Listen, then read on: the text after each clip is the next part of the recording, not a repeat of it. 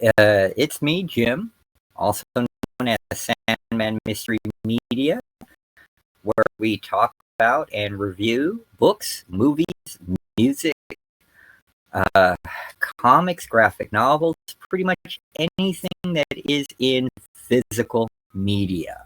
Okay? Because I am a big fan of physical media. Now, today, I first off, I want to say I hope all of you had a phenomenal Thanksgiving with friends.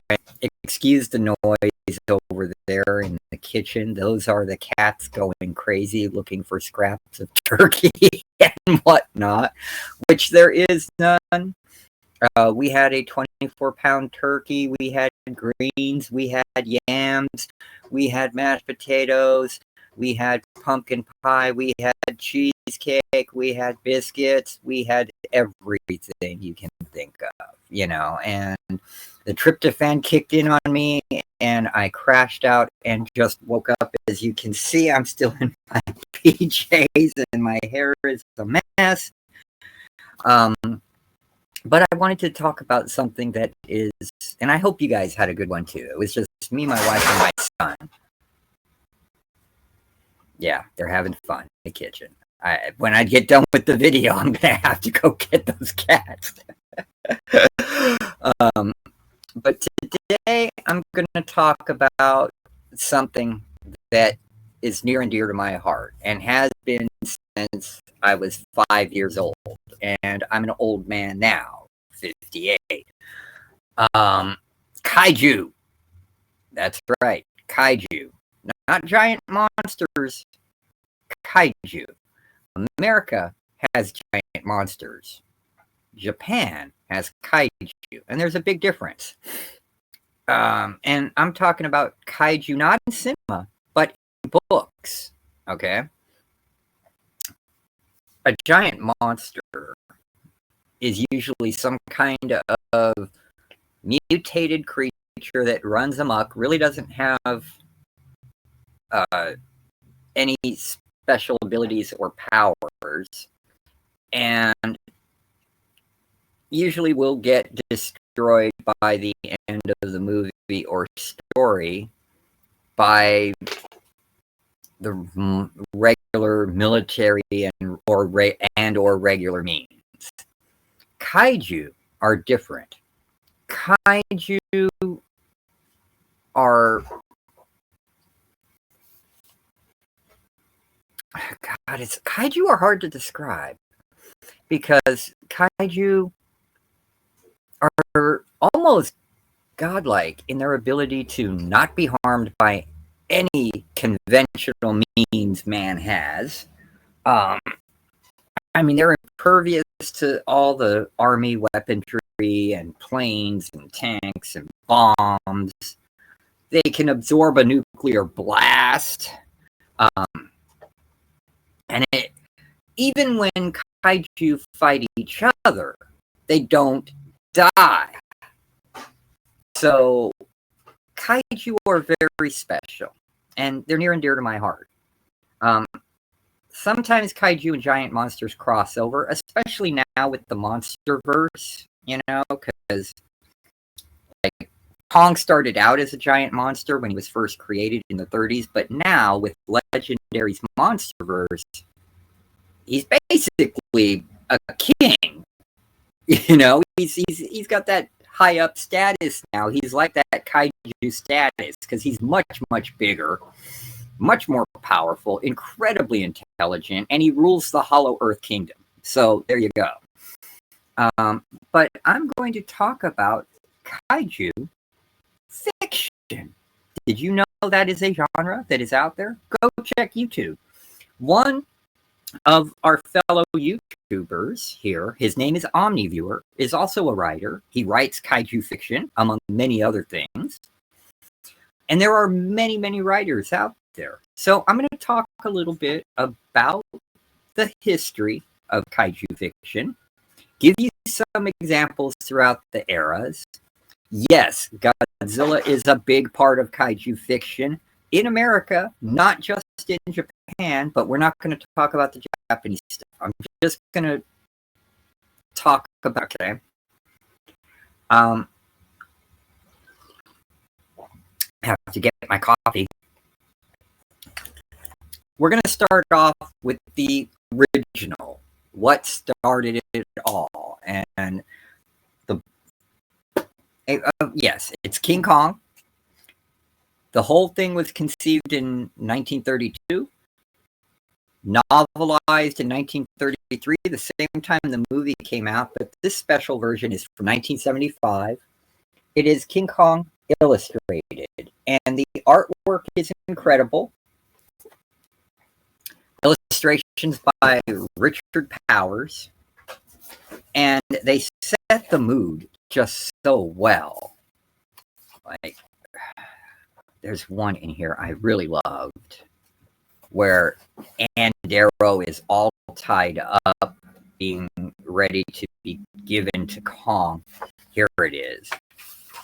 And I'm hoping the camera picks it up, and all you see in the dark is the face of Kong staring at her. That's just wow. You know, great stuff. It's simple. It's very sketch-like, almost like a thumbnail, but incredibly effective, you know? And it gives you a majesty and scope that if you watch the movie nowadays, the original 33 classic, it doesn't give you that same feel. You know it's stop motion, all that. So seeing the art bring that to life, very cool. And then, of course, the party goes Stegosaurus. Yeah. Yep. Okay. And they're trying to get across that lake in the raft, and the sea monster thing comes up through the raft, breaks it. Just phenomenal art in this. Great scene. Kong gonna break the jaw of the T-Rex. You know, it just goes on and on and on and on. But the first book that could truly be considered part of kaiju fiction, and what I think here in America kind of launched it, was this, Gojira. This is the first edition hardback. It is from, I believe, 1991. Yep, by Mark Jacobson. And it is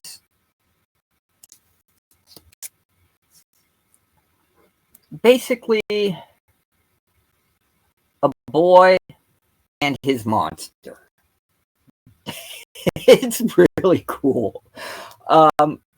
And the monster becomes a movie star. It's got coming of age stuff in it. It is a really cool book. Tom Robbins, who I love, you know, Skinny Legs and all that, even Cowgirls Get the Blues and all that. He loved it. A lot of great writers loved this. You know, Catherine Dunn, Oscar Halos, Terrence McKenna, Donald Fagen. Just really fun book. And I won't call the ending bittersweet, but it was quite interesting. And it fits with the coming of age in this, because a boy and his lizard, which turns into a mutated giant monster, and really interesting, fun stuff. All right. The paperback is incredibly hard to find this, and expensive. I actually bought this for about $10, the first edition hardback, so I was happy to have that. Now, also in the 90s, monsters were big, because that's when Columbia TriStar was bringing the Showa and Heisei Godzilla movies, which are the movies from the 50s, 60s, 70s, 80s, and 90s, here to America doing them justice. First time it has been. Plus, I forget what publishing company it was, but they were putting out Godzilla novels for both adult and young adult readers. The adult novels, there were 4 or 5 of them in it. My favorite was the one called Godzilla 2000. I can't show them to you because I have them boxed up, and they're in my pod, which is on my property here because we got a 1/4 acre. Hi, Junko. He wants to be part of it.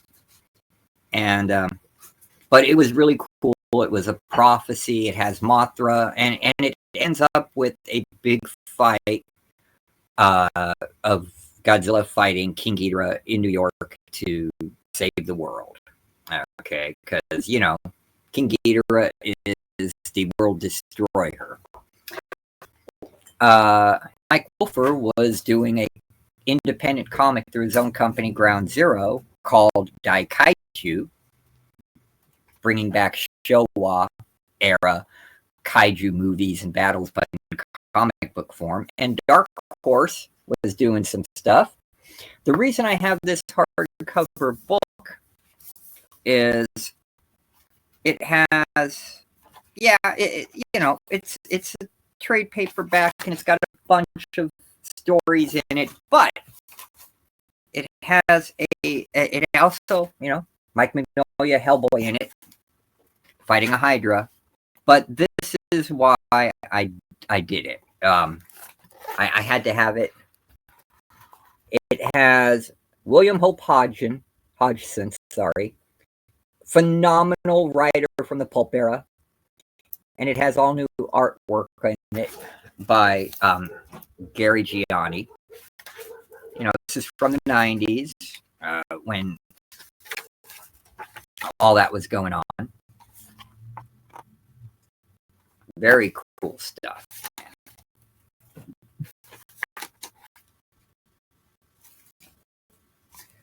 And then, it was spotty in the 90s, other than the Godzilla books and stuff like that coming out. It was very spotty if you got a kaiju novel, okay? So, there is a magazine out there for Godzilla fans. It is the longest running fanzine. Very professional, very slick, made by a good guy up in Canada named J.D. Lees, called G-Fan. And in G-Fan, in utilizing these and submissions for these, called Kaiju. It's an entire thick old book. We're talking like 400 pages, almost 400 pages of nothing but kaiju short stories with a beautiful cover by Bob Eggleton, as you can see. And one of my favorite stories in this, and yeah, they even use more Bob Eggleton art there. These are put out by a company called Agog Press, and I believe it's an Australian company. Yeah, W2522 Australia, agogpress@gmail.com, and they're in partnership with Prime Books. But one of my favorite stories is called Running in this. And what happened, kaiju exists.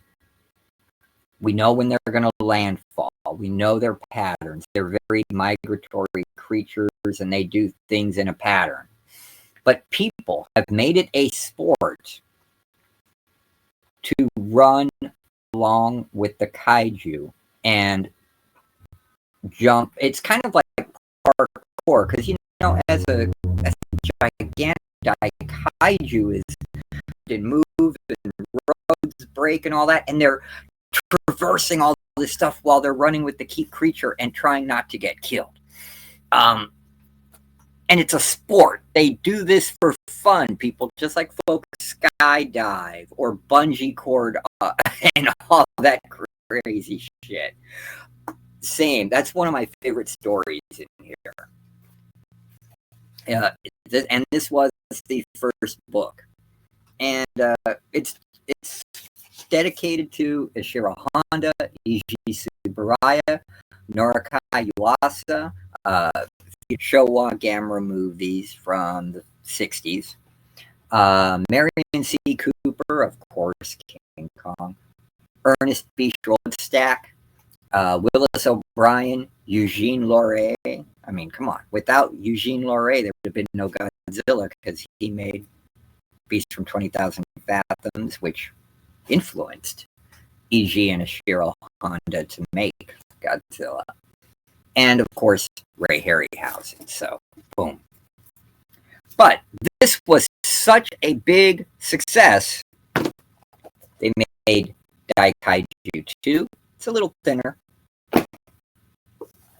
And Dai Kaiju 3. Now, by the 2010s, kaiju fiction really became a boom. I would say the mid 2010s, because that's when Gareth Edwards' Godzilla from Legendary hit. And while that movie, was very hit or miss, and a lot of people had complaints, but others loved it, it caused a boom in writing. And there are a lot of kaiju fiction writers out there. Check Amazon, type in, in the search engine, kaiju fiction, tons of it will pop up. Two that I really like, other than OmniViewer, which, go check out his channel, just OmniViewer. You can't miss it. He gives links to all his books. That he sells them on Amazon. They're fun. They're good. But another writer here who I have 4 books of that is really awesome is Matthew Denian. Okay? Now, the first book this is probably my favorite. It's called Operation Rock.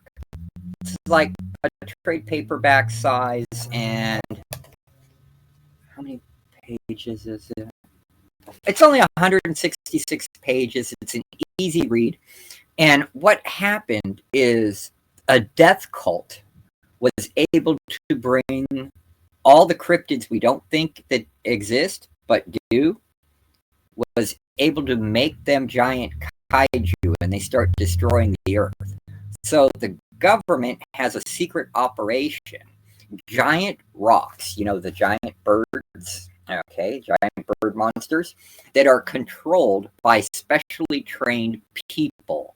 It's like this weird psychic symbiotic link, and they're in these chairs, kind of like Evangelion, except they're not in the birds. They're in these chairs, and they're kind of mentally remote controlling the rocks to fight and kill all the kaiju, destroying cities and killing people and all that stuff. It really neat, fun idea.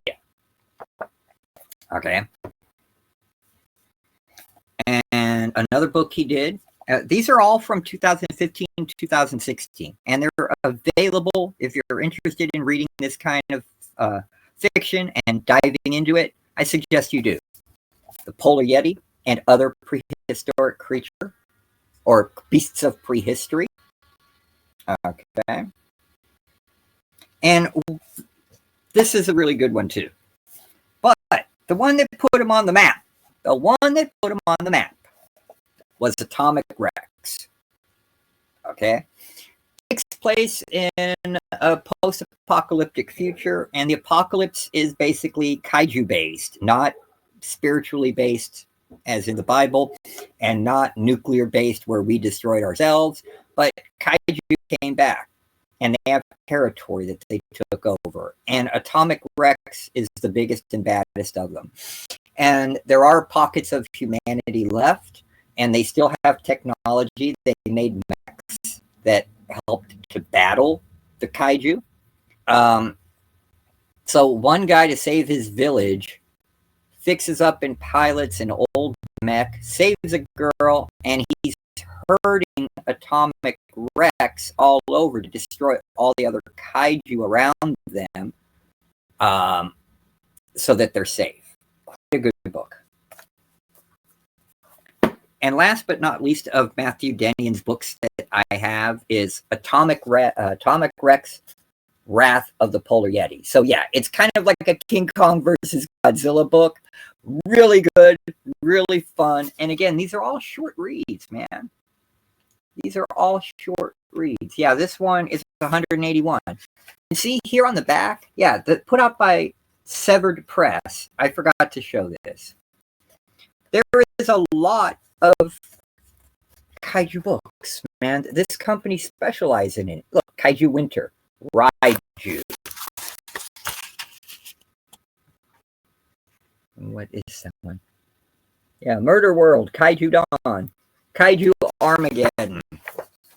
I mean, and they're all different writers.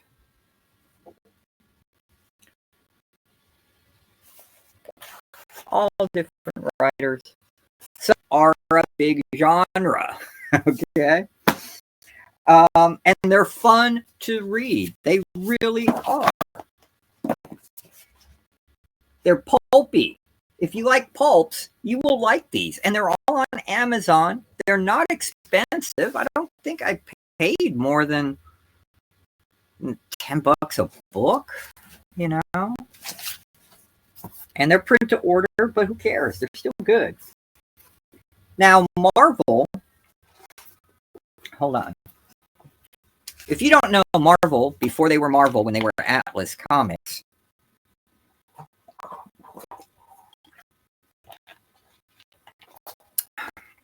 did a lot of monster stuff and horror stuff in titles that were still around when the Marvel Age of Comics happened and Stan Lee created all those heroes.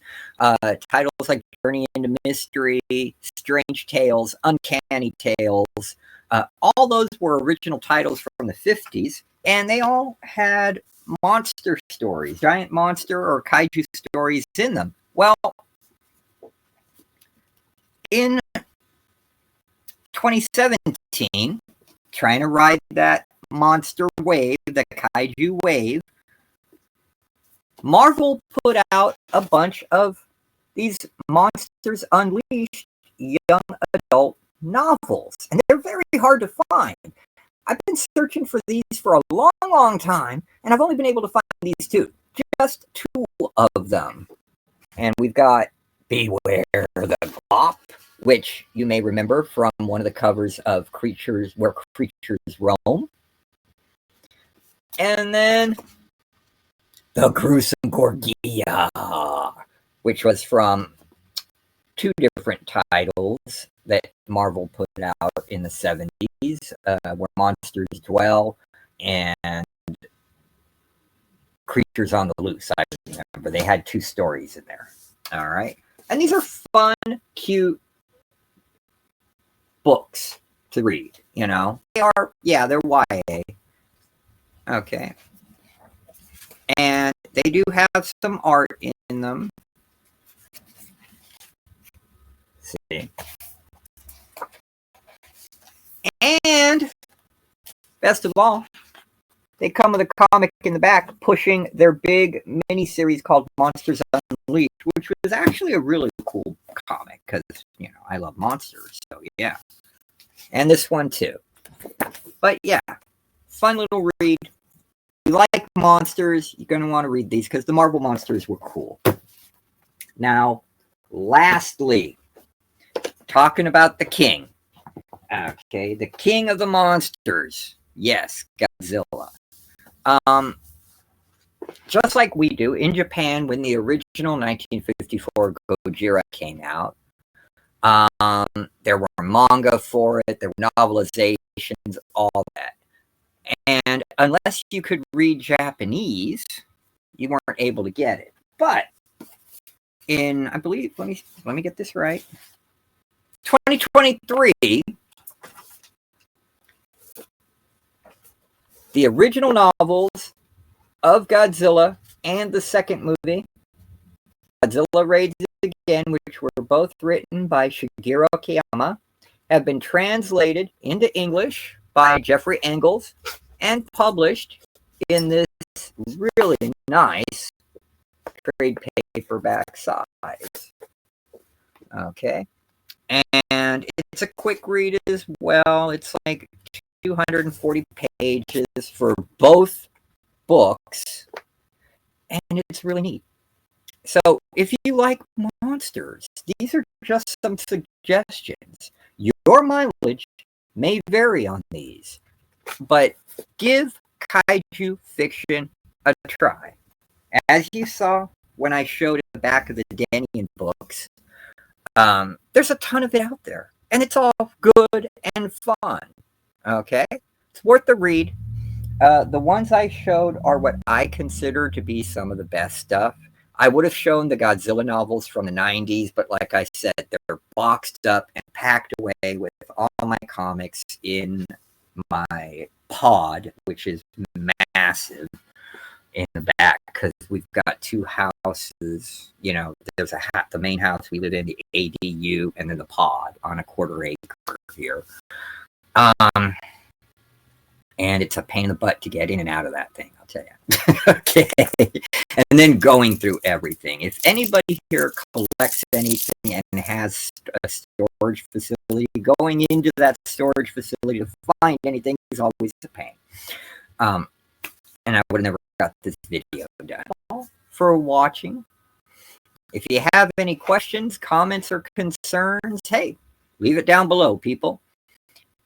You can give me a thumbs up if you want. I don't care. Give me a thumbs down. I don't care. If you're not subscribed, I hope you subscribe, but you don't have to. You know, being a Gen Xer, I don't care. You know us. We don't give. We don't give. But this has been long. I thank you all. God bless you all. I love you all. And I will see you on the next video. Until then, ladies and gentlemen.